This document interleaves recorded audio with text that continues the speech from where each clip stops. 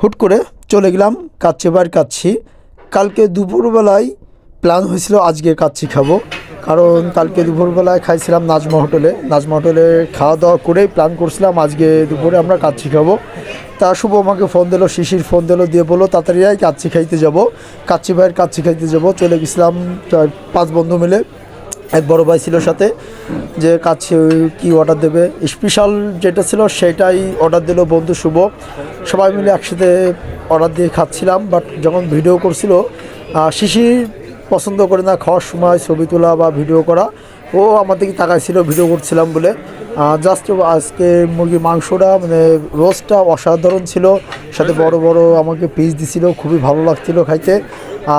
মানে এত সুস্বাদু ছিল, মজা অন্য রকমের ছিল।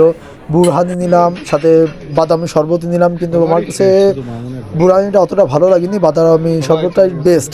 বাট পরে সবার খাওয়া শেষ হয়ে গেল, আমি একা একা খাচ্ছিলাম। হৃদয় বলছিল সবার খাওয়া হয়ে গেছে, তুমি এত ছোলো কেন একে শেষ করে দিলাম।